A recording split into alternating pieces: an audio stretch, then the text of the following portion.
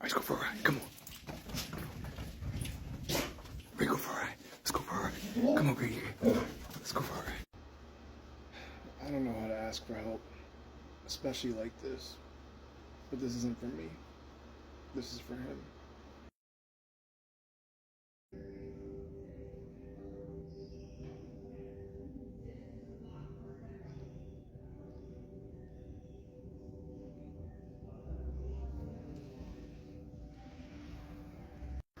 I'm trying to raise money for my boy, but even just a like, a share, or even just watching this all the way through could make a huge difference. I think. I'm not in the creator program yet. I don't know how this works. I don't know if I can even monetize this video. If you see me looking up, I'm a better writer than a speaker, so I'm looking at what I wrote just to be prepared here.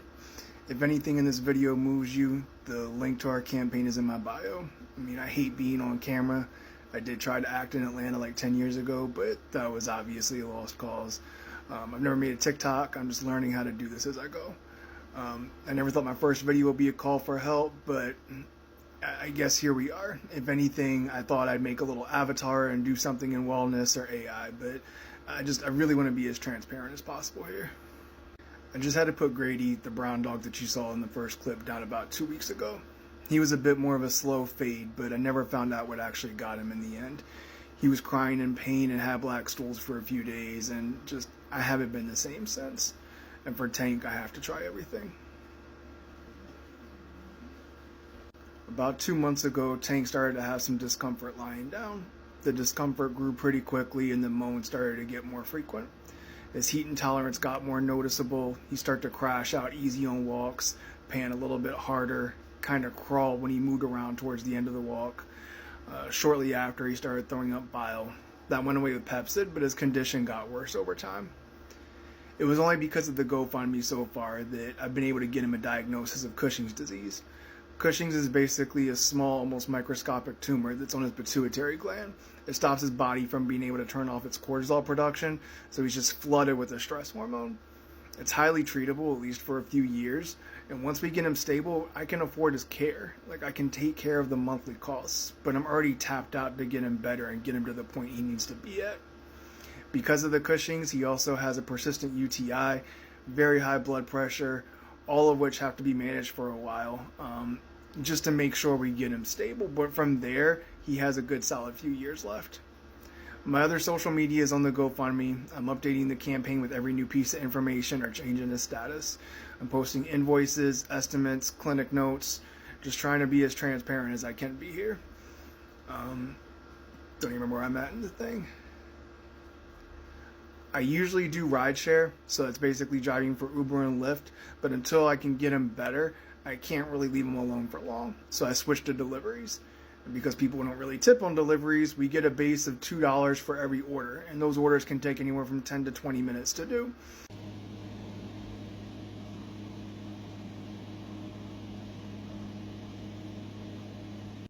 Apparently his eyes were so red there because of his blood pressure. The blood pressure is a direct result of the Cushing's disease. In the next clip, you can see him shaking quite a bit. It's really hard to tell that he was shaking in the first one, but if you look at his neck, I'm going to try to keep it short, but you should be able to see more in there too.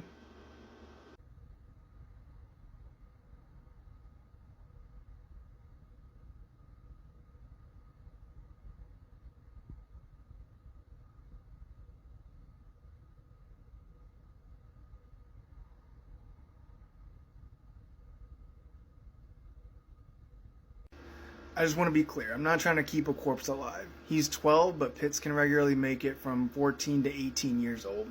No vet has hidden that he's a lost cause yet. He still shows lots of signs of vitality. He still wants to eat, still loves going for rides, still wants to play, loves cuddles. His poops look good, his gums are fine. All the things that people look for when trying to figure out if it's time to make that call, he's not showing those signs.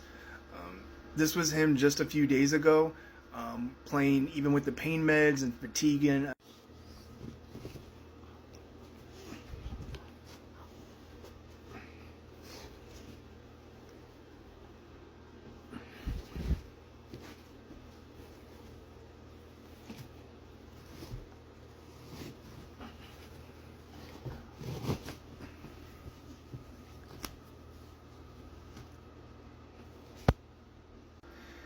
Even just a few dollars or a share can make all the difference in the world.